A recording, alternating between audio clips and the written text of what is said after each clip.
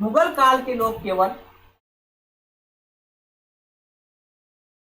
मोहब्बत, शायराना, कव्वाली, गजल, हीर और रांझा, रोमियो और जूलियट, लैला मजनू की कहानियों में व्यस्त थे।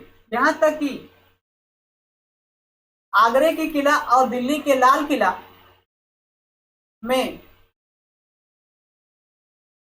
दीवाने आम दीवाने खास बना करके उसके दीवारों पे लिखवाते थे कि गर फिरदौस बर्रोई जमी अस्तो अमी अस्तो अमी अस्तो अमी अस्तो। हिंदी में, धरती पे कहीं स्वर्ग है तो यही है यही है यही है, यह कह करके इस देश को स्वर्ग बनाने में लगे थे। लेकिन वहीं पे अंग्रेज स्वर्ग नहीं बल्कि एजुकेशन सिस्टम को डेवलप किया, और एजुकेशन सिस्टम को डेवलप करने के साथ दुनिया देश में, हमारे देश में नहीं, पूरी दुनिया में राज किया, पूरी दुनिया। जय हिंद साथियों, मैं जेपी, आप देख रहे हैं न्यू बिन आईसीएस की यूट्यूब चैनल पर। यह वीडियो आरओ और एआरओ के लिए रिकॉर्ड की जा रही है, और आरओ और एआरओ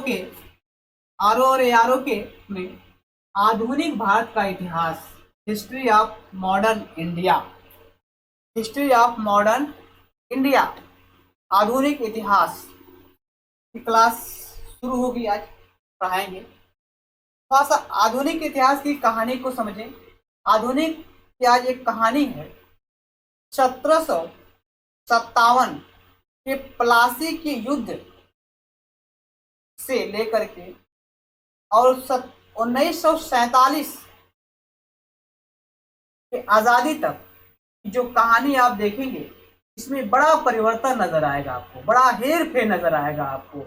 आप देखेंगे एक ऐसी व्यवस्था थी जहां पे दूसरे लोगों का देश में समावेश हो रहा, यूरोपियन भारत पे आएंगे, और इसमें राजनीतिक सामाजिक तथा आर्थिक गतिविधियों में बड़ा उथल पुथल नजर आएगा। यहाँ तक कि भारत में आप ये भी देखेंगे कि जब आज़ादी हमें मिलेगी 1947 के आफ्टर दैट, तो हम लोग अपना एक देश होगा, अपना एक राष्ट्रपति होगा, प्रधानमंत्री, संसद, मुख्यमंत्री, अर्थात कह सकते हैं कि आधुनिक भारत की कहानी हिंदुस्तान से एक राष्ट्र बनने की कहानी है। हिंदुस्तान से एक राष्ट्र बनने की कहानी है, जो बाद में भारत या इंडिया बनेगा, भारत या इंडिया बनेगा, और संविधान में अंतरराष्ट्रीय स्तर पर इसे जाना जाएगा Republic of India. Republic of India, अंतरराष्ट्रीय स्तर पर भारत का क्या नाम है? Republic of India. ध्यान दीजिएगा ये बात को, तो ये जाना जाएगा। तो आइए हम लोग शुरू करते हैं आधुनिक भारत का इतिहास। आधुनिक भारत का इतिहास, आधुनिक भारत के इतिहास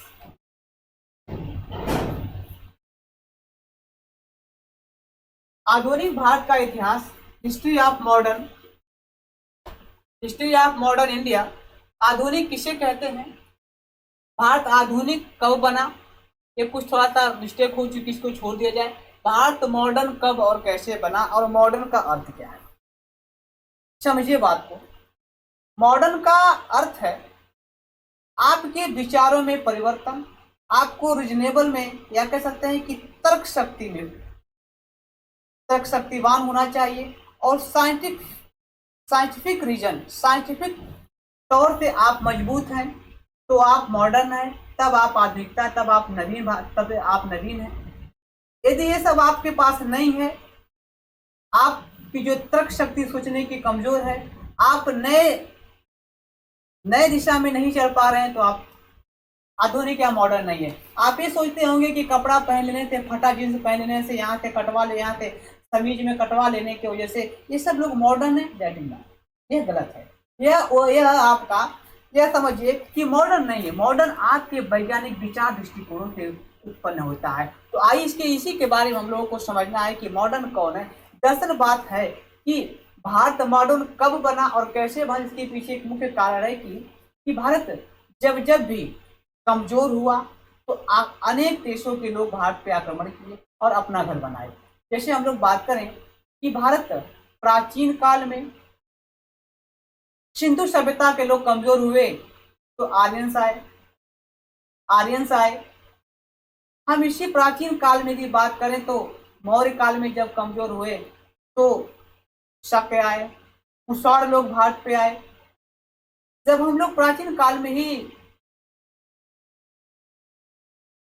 गुप्त समय में हम लोगों ने कमजोर हुए, गुप्त के लोगों ने कमजोर हुए तो देश में हुड़ आया। हम अगर मध्यकाल की बात करें तो कमजोर हुए तो अरब के आक्रमणकारी भारत पे आए। मोहम्मद बिन कासिम आया, मोहम्मद गौरी आया, महमूद गजनवी आया भारत पे, देश को लूटा और लेके चला गया। जब हम दिल्ली सल्तनत स्थापित हो गए और दिल्ली सल्तनत की यदि हम लोग बात करें तो दिल्ली सल्तनत में जब कमजोर हुए तो नादिर शाह आया, मोहम्मद शाह रंगीला आया भारत पे, लूटा और लेके चला गया। जब हम लोग दिल्ली सल्तनत की बात करेंगे उसी दौर में लोधी कमजोर होता और लोधी वंश का जब कमजोर हुआ तो भारत पर मध्य एशिया से चल करके बाबर आया और इस देश में बाबर ने आक्रमण करके जीता और देश में मुगल डायनेस्टी का स्थापित कर दिया। और मुगल डायनेस्टी का स्थापित करने के बाद जब मुगल के लोगों ने कमजोर हुए 1600 ईस्वी में यूरोप के लोग आए भारत पे, जिसमें डच, फ्रांसीसी,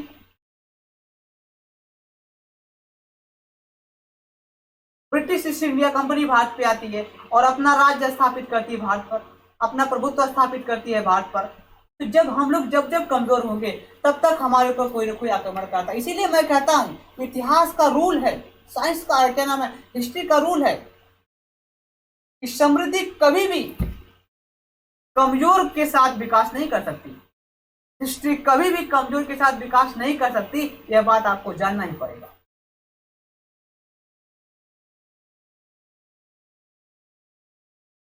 तो आइए हम लोग समझें कि इतिहास आधुनिक काल की शुरुआत कब से हुई। तो मैं आपसे बोलूंगा कि मॉडर्न हिस्ट्री, या कह सकते हैं कि आधुनिक हिस्ट्री, मॉडर्न हिस्ट्री को लेकर इतिहासकारों का कई मत है। कहने का यह मत है कि कुछ लोगों का मत है कि आधुनिक काल की शुरुआत कब से होती है। कुछ इतिहासकारों का मैंने कहते हैं कि किस प्रकार से आधुनिक भारत का शुरुआत होती है। तो मैं बता रहा हूं कि 1707 की जो दौर का देख रहे हैं तो 1707 में मुगल समर्थकों का मानना है कि आधुनिक भारत की शुरुआत औरंगजेब के मरने के बाद शुरू होती है। तो औरंगजेब की मृत्यु 1707 में हुई।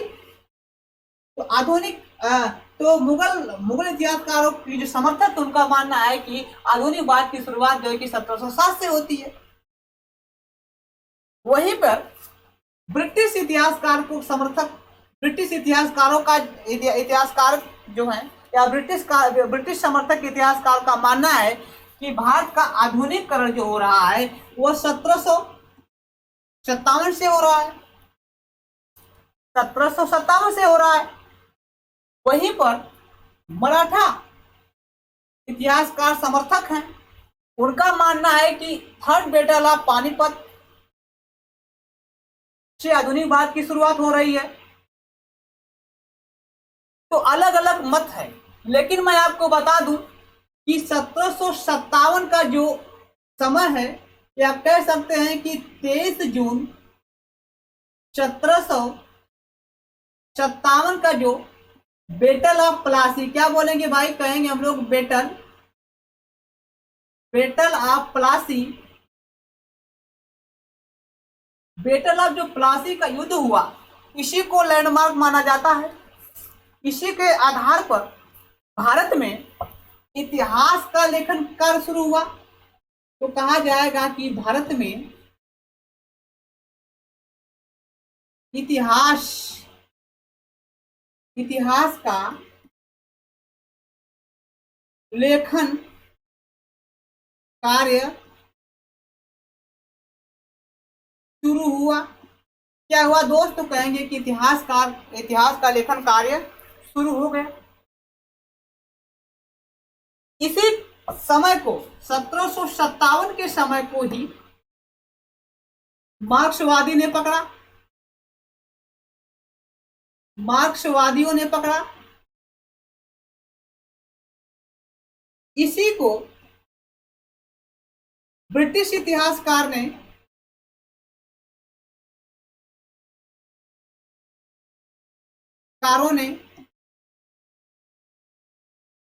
इतिहास लिखने का काम शुरू किया।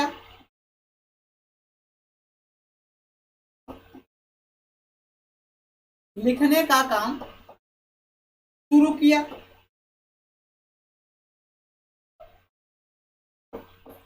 समझ पा रहे हैं आप लोग? समझ पा रहे होंगे।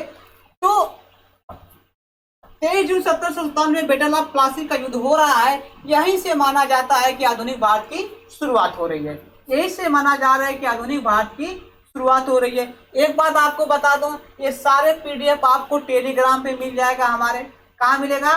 टेलीग्राम पे मिल जाएगा। चिंता करने की कोई आवश्यकता नहीं है। आप वीडियो देखिए, प्रॉब्लम हो रही है तो आप क्या करिए, आप जा करके वहां पे डाउनलोड कर सकते हैं, आराम से देख सकते हैं। ठीक, तो 1757 के जो प्लासी का युद्ध हुआ है डियर, यहीं से माना जाता है, यहीं से माना जाता है कि आधुनिक भारत की शुरुआत हो रही है।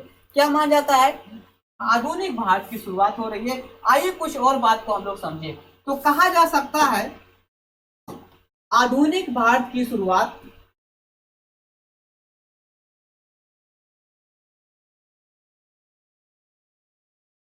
आधुनिक भारत की शुरुआत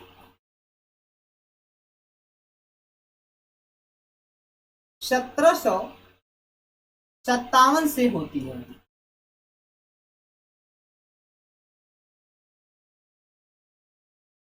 1757 से क्या होती है? शुरुआत होती है। समझने वाली बात है। ऐसा क्यों हुआ 1757 के बाद? तो दरअसल बात है कि जो 1757 का जो युद्ध हुआ, कौन सा युद्ध हुआ? तो कहेंगे कि प्लासी का जो युद्ध हुआ, यह युद्ध नहीं था, एक धोखा था। युद्ध नहीं, एक धोखा था। बल्कि आपको मैं बता दूं कि इस समय जो जो युद्ध हुआ तो दो सेनाओं के बीच में हुआ। अब दो सेना या दो गुटों के बीच में होता, कहेंगे कौन कौन? तो कहा जाएगा कि एक तरफ बंगाल है और बंगाल का जो नवाब है वो सिराजुद्दौला है। कौन है? तो कहेंगे कि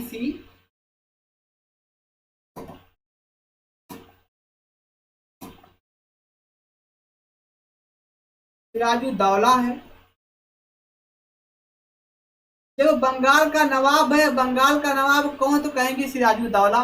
और सिराजुद्दौला के पास 50,000 सेना थी। 50,000 सेना थी। और इस 50,000 सेना, लेकिन यहाँ पे कंपनी का गवर्नर है। अब कंपनी का जो गवर्नर है उसका नाम क्या? तो कहेंगे रॉबर्ट क्लाइव है। रॉबर्ट कौन है? क्लाइव। रॉबर्ट क्या है? क्लाइव है। तो रॉबर्ट क्लाइव साहब जो हैं, रॉबर्ट क्लाइव साहब जो हैं, इन्होंने इनके दरबारियों को खरीद लिया था। लेकिन रॉबर्ट क्लाइव के पास मात्र केवल 3,000 सेनाएं थी, या कह सकते हैं कि 3,000 सैनिक थे। अब ये मुझे बताएंगे आप कि जिसके पास 50,000 सेना, इनके पास 3,000 सेना, कैसे जीत सकता है मित्र? कैसे जीत सकता है? समझ पा रहे कि नहीं? कुछ आप लोग समझिए। इसके पीछे मुख्य कारण था दोस्त, यह था कि सेना जरूर कम थी, लेकिन इसके पास कूटनीति थी और दिमाग था। लेकिन दिमाग तब आया जब इनके लोगों ने क्या कर दिया? धोखा दिया। तो सिराजुद्दौला के लोगों ने धोखा दिया। यहां तक कि इसकी खुद की अपनी मौसी, जिसका नाम है घसीटी बेगम, इसका खुद का सेनापति मीर जाफर, इसका जो व्यापारी लोग हैं, जो काम करने वाले इसके साथ दिन रात साथ है, लेकिन धोखाधड़ी कर रहा है। शौकत जंग है, अमीर चंद है, इन लोगों को ये साहब ने खरीद लिया। बल्कि क्या हुआ यूं कहानी की, सिराजुद्दौला अपने मौसी से कुछ 3 लाख रुपए की डिमांड करता है। कर्ज के तौर पे कि दे दो मौसी, हम बाद में इसे लौटा देंगे। लेकिन सिराजुद्दौला की मांग को ठुकराते हुए ना तो नहीं किया मुंह पे, लेकिन देना नहीं चाहती है और मूड बदल गया इनका। और ये सभी लोग अपने राज्य के जो दरबारी के जो प्रतिद्वंदित लोगों को लेकर के कहाँ है, मैसेज पहुंचा दिया रॉबर्ट क्लाइव को कि ये रॉबर्ट क्लाइव आओ और हमारे ऊपर आक्रमण कर लो और एक युद्ध का दिन रखिए और इन्हें मार दीजिए और एक राजा बनाइए। जो हम लोग इस राजा से क्या है, तंग आ चुके हैं, इस राजा से हम लोग तंग आ चुके हैं। कुछ ऐसा ही हुआ और आप देखेंगे कि अंततः में जब ये युद्ध हुआ तो इस युद्ध में क्या हुआ था, भगदड़ मच गई थी, सेना का मुंह दूसरी तरफ चला गया और अंत में दोनों को अपने बेटा और एक अपना जो एक अंत में मारे जाएंगे, ठीक है। और राज्य जो सत्ता थी वो क्या हो गई कि किसी औरों के हाथ में आई। तो आप कहेंगे कि रॉबर्ट क्लाइव ने क्या कर लिया कि 1757 का युद्ध जीतने के बाद बंगाल की सत्ता अपने हाथों में ले लिया। और सुन लीजिए, 1757 में तो लिया ही लिया, उसके बाद आप देखेंगे कि एक युद्ध होगा जो 1764 का युद्ध माना जाएगा। अब 1764 के बाद 1765 में 1765 का दिन आएगा जो इलाहाबाद की संधि मानी जाएगी। और इसी दौर में फिर उसी समय में 1765 में ही जब बंगाल की दीवानी मिलेगी, जब बंगाल की क्या मिलेगी, दीवानी मिल जाएगी। इस दीवानी के समय में ही जब दीवानी मिल जाएगी तो बंगाल का पूरा राज खजाना किसके हाथ में, रॉबर्ट क्लाइव अर्थात कंपनी के हाथ में।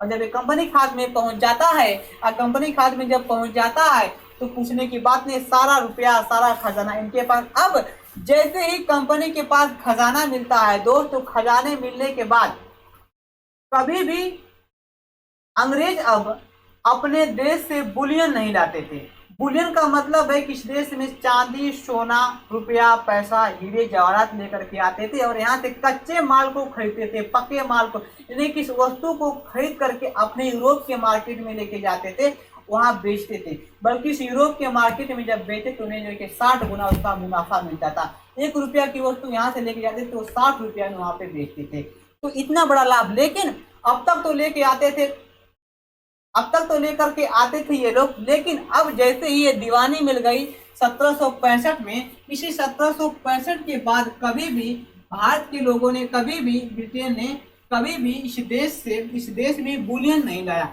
और जब जिस देश में पैसा नहीं आएगा विदेशी और इस देश से धन निकाला जाएगा तो देश क्या हो जाएगा, बर्बाद हो जाएगा। यही तो हुआ था। बंगाल से क्या है कि केवल धन निकाला जाता है, इसमें कभी धन रखा नहीं जाता है, इसलिए बंगाल क्या हो गया, दरिद्र हो गया। इसी बात को दादा भाई नौरोजी ने क्या किया था, एक पुस्तक में लिखा था अपने कि धन के निष्कासन के पुस्तक में लिखा था कि किस प्रकार से अंग्रेजों ने धन को ब्रिटेन के तरफ क्या है कि लेके जा रहे हैं। और यही कारण है कि बंगाल हमारा दरिद्र होता चला जा रहा है। और देश में आप अंत में देखेंगे कि पूरा बंगाल ही नहीं बल्कि पूरा देश में जो है देश का धन या देश का पैसा किस प्रकार से अब इंग्लैंड में लेके चले जाएंगे। हम आपको इकोनॉमिक के तौर पे जब पढ़ाएंगे, हम लोग भारत की जो आर्थिक इकोनॉमिक जब पढ़ेंगे तब इसके बारे में हम आपको बताएंगे कि किस प्रकार से बंगाल का पैसा या देश का पैसा विदेश लेकर के चले गए थे। तो अब पहली बात समझिए कि अब कभी भी लेकर आए नहीं। उसके बाद जब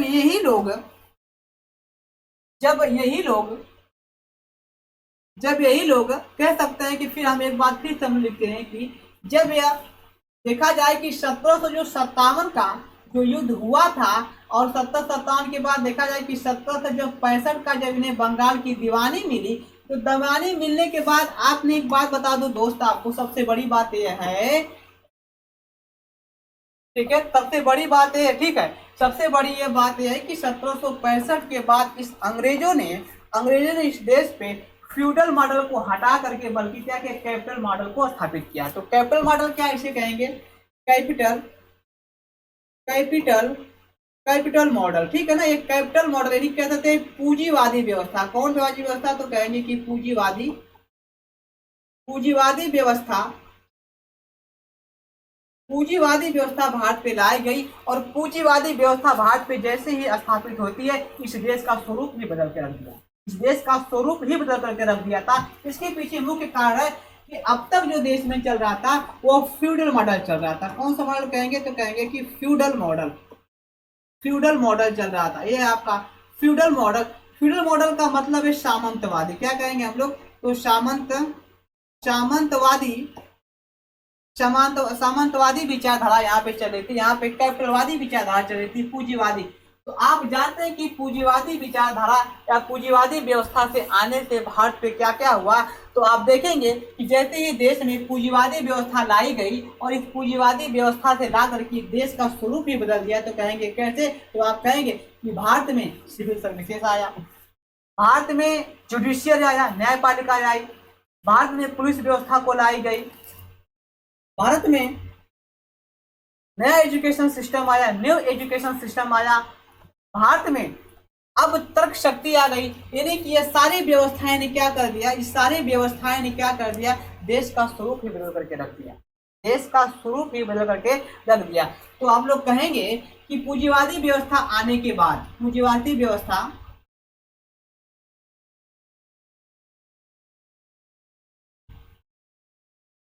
आने के बाद भारत का स्वरूप ही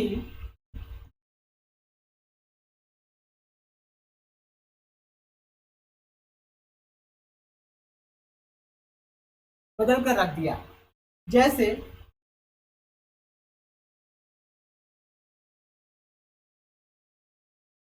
भारत में नई व्यवस्था, भारत में नई व्यवस्था स्थापित हुई,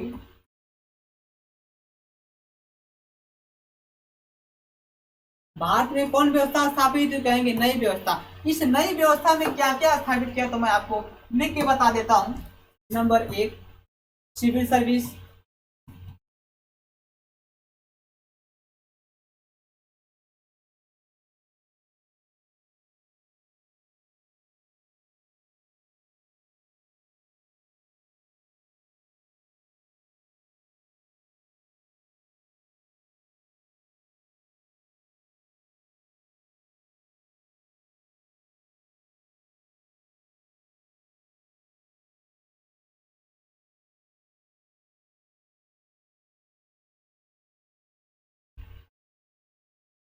और भारत का स्वरूप ही बदल करके रख देता है। भारत में नई व्यवस्था स्थापित होने के बाद भारत में सिविल सर्विसेज आई, भारत में सिविल सर्विसेज आई, न्याय व्यवस्था आई या न्यायपालिका आई, पुलिस व्यवस्था लाई गई और नई शिक्षा लाई गई। क्या लाई गई? और नई शिक्षा की व्यवस्था लाई गई। और नई शिक्षा व्यवस्था लाने पे देश का क्या हुआ, स्वरूप ही बदल करके रख दिया। आधुनिक होने के लिए 5 माप होने चाहिए। कौन कौन से माप? तो कहेंगे पहला तो है आपका न्यू विजन, न्यू विजन। दूसरा है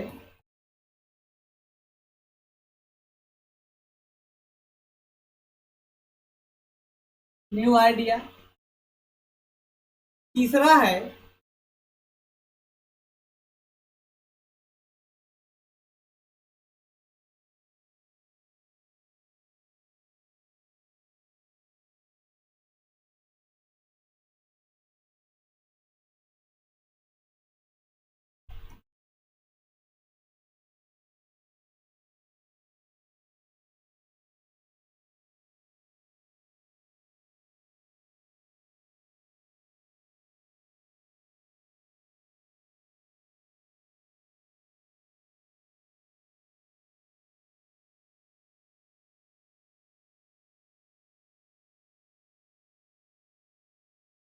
आधुनिक होने के लिए, आधुनिक भारत होने के लिए 5 माप। कौन कौन से 5 माप है? तो कहा जाएगा आधुनिक होने के लिए 5 माप। न्यू विजन होना चाहिए, न्यू आइडिया होना चाहिए, न्यू वैल्यू सिस्टम होना चाहिए, न्यू इंस्टीट्यूशन होने चाहिए और न्यू ऑर्गेनाइजेशन। ये बातें क्या है, आइए समझिए। आधुनिक होने के लिए 5 मापदंड बहुत आवश्यक है कि कोई अगर राष्ट्र आधुनिक काल में प्रवेश कर रहा है तो 5 माप। कहेंगे कौन कौन 5 मापदंड? तो आपके सामने है। 5 मापदंडों में कहेंगे न्यू विजन, नया विचार। कैसा नया विचार? तो आप बताएंगे कि नया विचार का वही मतलब कि आपके परिवर्तन, हर व्यक्ति को देख करके अब एक ही ऐसा न समझा जाए। परिवर्तन, विचारों का परिवर्तन है कि ना कोई छोटा है ना कोई बड़ा है, कल एक समय था जो कभी वर्णों को समाज को 4 वर्णों में बांट करके रखा गया था और 4 वर्णों को अलग अलग व्यवस्था में। तो आपकी कैसी दृष्टि थी कि ये छोटा ये बड़ा, ये नहीं, ये छोटा बड़ा को हटा दिया जाए, ठीक है। दूसरी बात आपसे कहेंगे किसी देश में एक ऐसी भी व्यवस्था है, एक ऐसा भी व्यवस्था आ रही थी जहाँ पे सती प्रथा, बाल विवाह, कुप्रथा, नरबलि, ये सब क्या व्यवस्था है, कहीं ना कहीं ये गलत है। तो आपके अंदर नवीन दृष्टि, जो सोचने, जो देखने की जो क्षमता है, आप उसे नए तरीके से रखिए। मैं आपसे एक बात बोलूं, अब मैं आपसे एक बात बोलूं कि मेरे सामने जरा ये बताइए कि एक गिलास है, मेरे सामने एक गिलास है, आपसे प्रश्न मेरा है, यह गिलास है, किसकी गिलास है, तो कहेंगे शीशे की गिलास है। और इस शीशे की गिलास में जल भर दिया हमने। 2 गिलास आपके सामने मैं खड़ा कर रहा हूं, 2 गिलास मैं आपके सामने क्या कर रहा हूं, खड़ा कर दिया। 2 गिलास मैं आपके सामने क्या कर दिया, खड़ा कर दिया। और दोनों गिलास में मैं कुछ पानी भर दिया। इस गिलास में पूरा पानी भर दिया,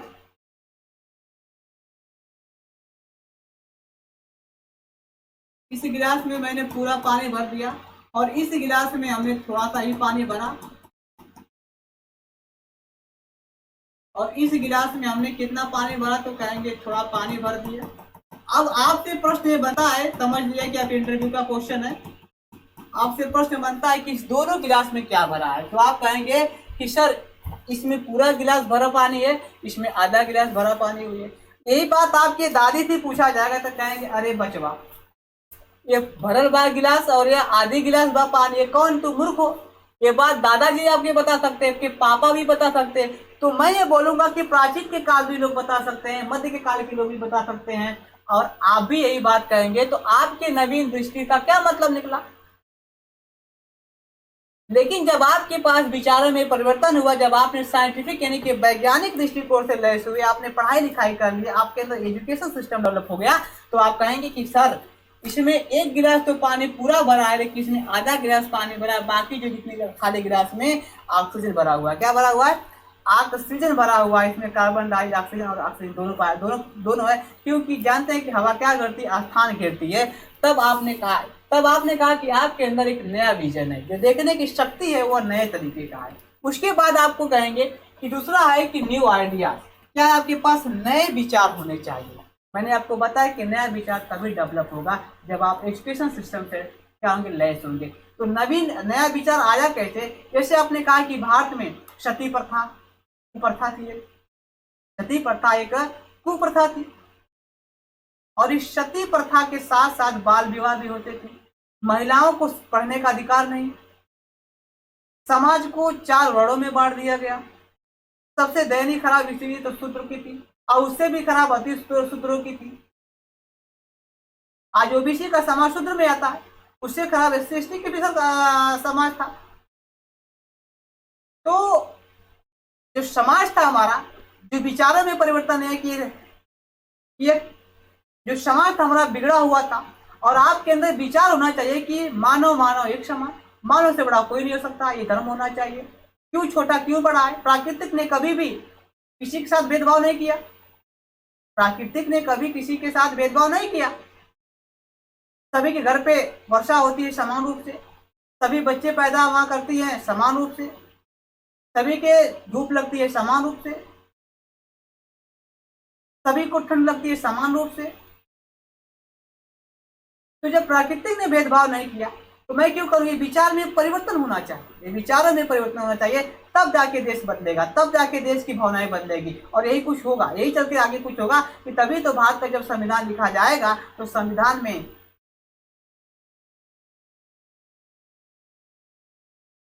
भारत को सेकुलर कंट्री के नाम से जाना जाएगा। क्या है सेकुलर कंट्री, अर्थात कह सकते हैं कि भारत धर्मनिरपेक्ष राज्य बनेगा।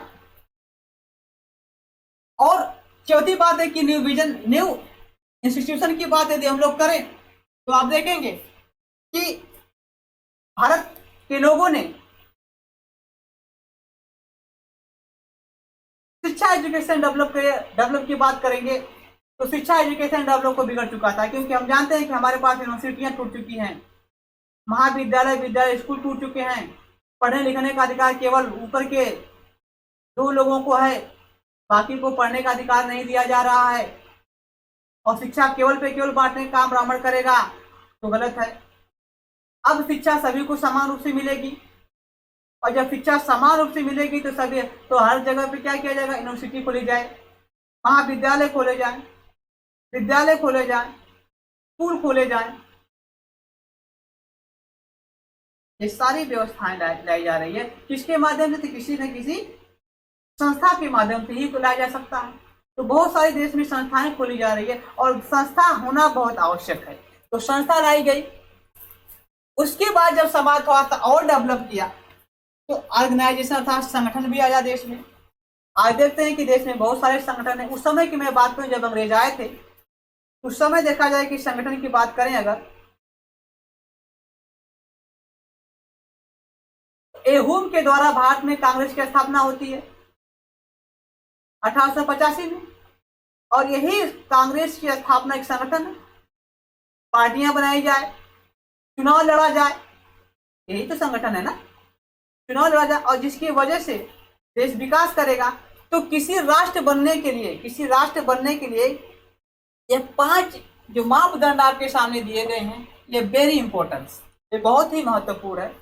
और इसी महत्वपूर्णकांक्षा होने के नाते भारत क्या बना, एक राष्ट्र बना। और जब राष्ट्र बनेगा तो राष्ट्रपति, प्रधानमंत्री, मुख्यमंत्री, IAS ऑफिसर, नौकरशाही, ये सारे लोगों ने एक साथ काम करना शुरू किया, तब जाकर के राष्ट्र बना, तब जाकर के क्या बना, राष्ट्र बना। और आइए हम लोग चीज बता दें कि मुगल काल के लोगों ने, आइए हम लोग आपको बताएं कि मुगल काल के लोग, क्या कारण था कि लोग पिछड़ गए और क्या कारण था कि विदेशी अर्थात यूरोप के लोग भारत पे शासन किए। ये पहली बातें हैं।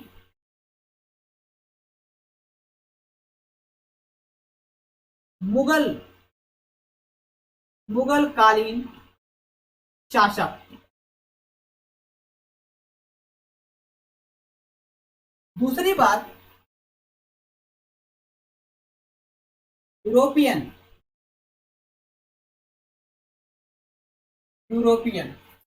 समझिए बात को।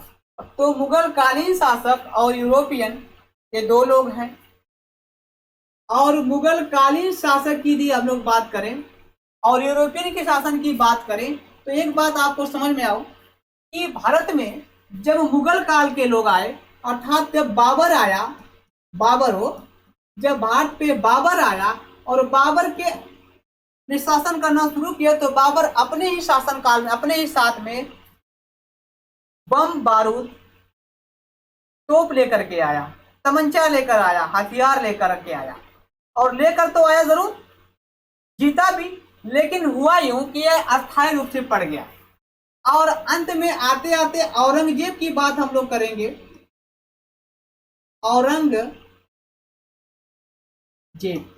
औरंगजेब के समय में जाते जाते इसके पास जो आधुनिक हथियार थे, समापन की तरफ हो गए थे, काम करना बंद कर दिया था, नाम का हथियार हो गया। इसका एक मतलब यह है कि हमारे मुगल वंशी लोगों ने कभी भी आधुनिक तकनीकी का प्रयोग नहीं किया, तो शिक्षा का बारे में सोचा ही नहीं, उन्होंने आधुनिक हथियार रखने की व्यवस्था के बारे में सोचा नहीं। और यहाँ तक इन्होंने नेवी पावर, जिसे कहते हैं समुद्री या कह सकते हैं कि जल सेना के बारे में तो कभी सोचा ही नहीं। लेकिन यही यूरोपियन के पास सब कुछ भरा पड़ा हुआ था। यूरोपियो नेवी पावर में मजबूत, जल सेना में बहुत मजबूत, यूरोपियों के पास बंदूक, हथियार, तमंचा, तोप, ये सारे कुछ है। आप देखेंगे कि यूरोप के क्या नाम है, मुगल के काल के लोगों ने जब बीजापुर के किला को औरंगजेब ने उड़ाना चाहा, तो जानते हैं उड़ाया तो जरूर, लेकिन जब उड़ाया कहाँ, जब वो चलाया बीजापुर के किले पे, तोप को लगाया तो उस तोप में केवल धुआं ही धुआं था। तोप में धुआं ही धुआं है, बल्कि उस जो किला का जो प्लास्टर ही उजड़ पाया। लेकिन उसी किला को अंग्रेजों ने क्या कर दिया, उड़ा दिया। इसका मतलब है कि जो ब्रिटिश गवर्नमेंट, जो ब्रिटिश क्या नाम है, जो मुगल के शासक लोग हैं, वो अपने टेक्नोलॉजी पे ध्यान नहीं दिया, साइंस ऑफ टेक्नोलॉजी पे ध्यान नहीं दिया। और साइंस ऑफ टेक्नोलॉजी पे ध्यान न होने की वजह से देश गुलाम हो गया। मुगल काल के लोग केवल मोहब्बत, शायराना, कव्वाली, गजल, हीर और रांझा, रोमियो और जूलियट, लैला मजनू की कहानियों में व्यस्त थे। यहाँ तक कि आगरे के किला और दिल्ली के लाल किला में दीवाने आम दीवाने खास बना करके उसके दीवारों पे लिखवाते थे कि गर फिरदौस बर्रोई, जमी अस्तो, अमी अस्तो, अमी अस्तो, अमी अस्तो। हिंदी में, धरती पे कहीं स्वर्ग है तो यही है, यही है, यही है, यह कह करके इस देश को स्वर्ग बनाने में लगे थे। लेकिन वहीं पे अंग्रेज स्वर्ग नहीं बल्कि एजुकेशन सिस्टम को डेवलप किया, और एजुकेशन सिस्टम को डेवलप करने के साथ देश में, हमारे देश में भी पूरी दुनिया में राज किया, पूरी दुनिया में राज करते हैं। और ये है सारी व्यवस्था। तो एक बात आपको बताऊं कि ये भारत, जब इस देश में यूनिवर्सिटियां तोड़ी जा रही थी बख्तियार खिलजी की द्वारा, जब देश में एजुकेशन सिस्टम गड़बड़ हो रहा था, ये तो तय हो गया था कि भारत गुलाम तो होना ही होना, भारत को गुलामी का तय होना था। हम आपको बता दें कि ब्रिटेन क्यों चालाक था, क्यों बहुत ज्यादा थे। जिस समय पूरी दुनिया में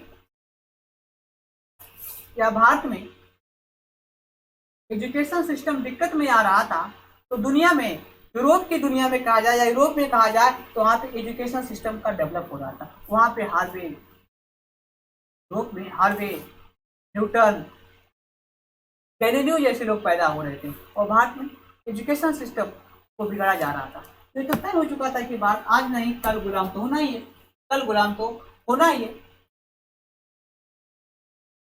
तो आइए आप लोग पढ़े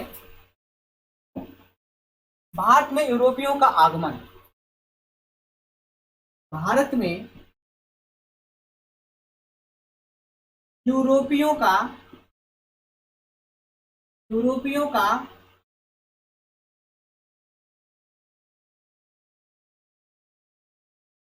भारत में यूरोपियों का आगमन, भारत में यूरोपियों का आगमन से शुरू करते हैं कहानी। और भारत में यूरोपियों का आने का क्या कारण है,